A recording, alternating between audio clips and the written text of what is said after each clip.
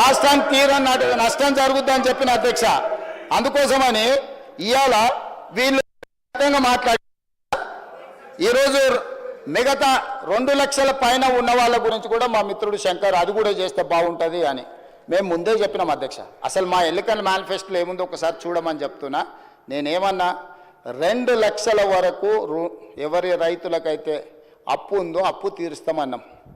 ఈరోజు ఇంకా ఏదైనా 2 లక్షల లోపల ఎవరిదైనా తప్పుబడ్డా ఇంకేదైనా సవరించేది ఉన్నా మీ లెక్కలు తీసుకొచ్చి ఇవ్వండి, మీ లెక్కలు ఇవ్వండి.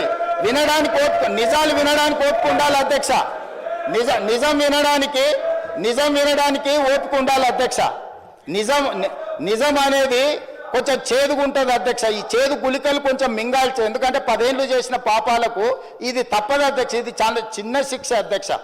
ప్రజలు విధించిన శిక్ష ముందు ఇది చాలా చిన్నది, వినాలి వాళ్ళు. ఎందుకంటే మంచి చెప్తున్నప్పుడు నేర్చుకోవాలి. అదేవిధంగా అధ్యక్ష, ఇక అప్పుల గురించి పదే అప్పులు ఇట్లా తెచ్చారు, అప్పులు అట్లా తెచ్చారు, మేము తెచ్చిన అప్పులు అదే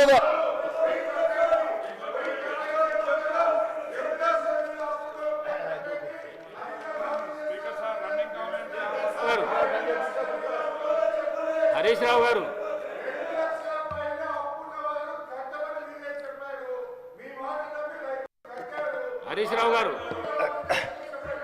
అధ్యక్ష, మీకు అవకాశం వచ్చినప్పుడు మాట్లాడండి. అధ్యక్ష, నేను మళ్ళీ తమరి ద్వారా చెప్తున్నా,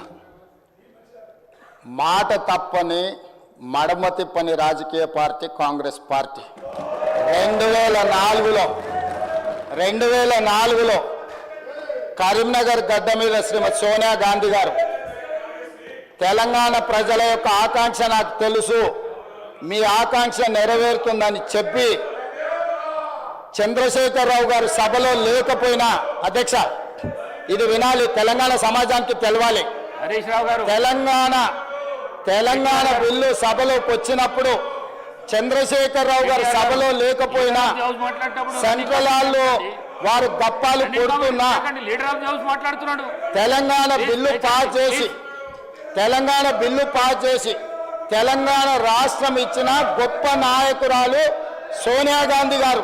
ఇది నేను కాదు, ఇక్కడనే నిలబడి మాట్లాడింది చంద్రశేఖరరావు గారు.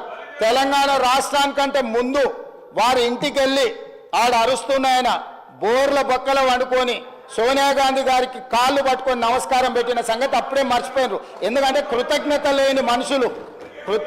లేని మనుషులను మనం ఏం ఆశించలేము.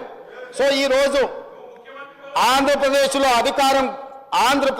పార్టీ పూర్తిగా చచ్చిపోయినా, కేంద్రంలో అధికారం కోల్పోయినా 4 కోట్ల తెలంగాణ ప్రజలకు ఇచ్చిన మాట నిలబెట్టుకోవడానికి శ్రీమతి సోనియా గాంధీ గారు తెలంగాణ రాష్ట్రం ఇచ్చింది. కాబట్టి ఆమె దయ వల్ల ఏర్పడ్డ తెలంగాణ రాష్ట్రంలో 2 సార్లు ముఖ్యమంత్రి 10 సంవత్సరాలు ఏలి 100 సంవత్సరాల విధ్వంసం చేసి 1000 తరాలకు సరిపోయేటంత ఆస్తిని కొల్లగొట్టే అవకాశం మీకు వచ్చిందనంటే సోనియా గాంధీ గారి దయ వల్ల. కాబట్టి దయచేసి సోనియా గాంధీ గారి గురించి మాట్లాడేటప్పుడు కొంచెం మౌనంగా వింటే మర్యాద ఉంటుంది మీకని నేను చెప్తున్నా అధ్యక్ష. అదేవిధంగా అధ్యక్ష అప్పుల గురించి మొన్న వరుసగా చర్చ జరిగింది. మా మిత్రుడు ఆర్థిక మంత్రి బట్టి విక్రమార్క గారు మొదటి శాసనసభావేశంలోనే ఆర్థిక శ్వేతపత్రం ప్రవేశపెట్టిండు. ఆర్థిక శ్వేతపత్రం మీద ఆ రోజు చర్చ జరిగింది. మళ్ళా 10 నెలల తర్వాత మరి వాళ్ళకి ఏం జ్ఞానోదయం కలిగిందో, లేకపోతే అబద్ధాలు చెప్పాలి, బుకాయించాలి, దబాయించాలి, పాత శ్వేతపత్రం ప్రజలు మర్చిపోయినారు కాబట్టి మళ్ళీ కొత్త అబద్ధాలు చెప్పాలని వాళ్ళు ఏమని అనుకున్నారో నాకు తెలియదు. అదే అక్కడికే వస్తున్నా. ఆ రోజు పెట్టిన శ్వేతపత్రంలో స్పష్టంగా రాష్ట్ర ప్రభుత్వం చేసిన మార్కెట్ రుణాలు 3,89,673 కోట్ల అధ్యక్ష. అదేవిధంగా స్పెషల్ పర్పస్ వెహికల్స్ కార్పొరేషన్స్ గ్యారంటీలు ఇచ్చి ప్రభుత్వమే చెల్లించే రుణాలు అధ్యక్ష 1,27,208 కోట్లు యాక్చువల్గా ఆ రోజు శ్వేతపత్రంలో పెట్టింది.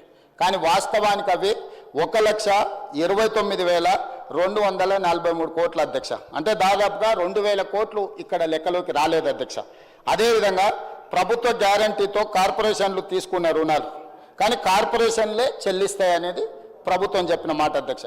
అవి ఒక 95,462 కోట్ల అధ్యక్ష.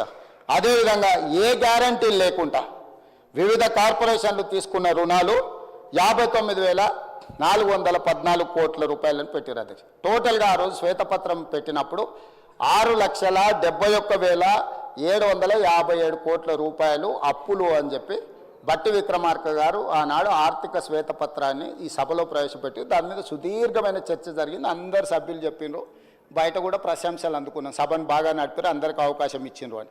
ఎందుకంటే నిజాలు వాస్తవాలు ప్రజలకు తెలవాలి కాబట్టి చర్చ చేసింది. ఇవి కాకుండా ఆ రోజు ఈ లెక్కలో చెప్పని ఏంటి అధ్యక్ష అంటే, వీళ్ళు పనులు చేయించుకొని బకాయిలు పెట్టి, అంటే ఇప్పుడు సర్పంచులు ధర్నాలు చేస్తారు, ఆ సర్పంచులకు ఎన్నికలలో వాళ్ళని ఉపయోగించుకుందామని వాళ్ళకి శాంక్షన్స్ ఇచ్చి వాళ్ళతో పనులు చేయించి వాళ్ళ బిల్లులు ఇవ్వకుండా పెండింగ్ పెట్టినాయి.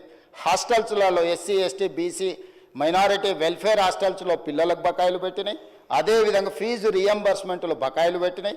అదేవిధంగా రాజీవ్ ఆరోగ్యశ్రీలో పేదల వైద్యానికి బకాయిలు పెట్టినాయి.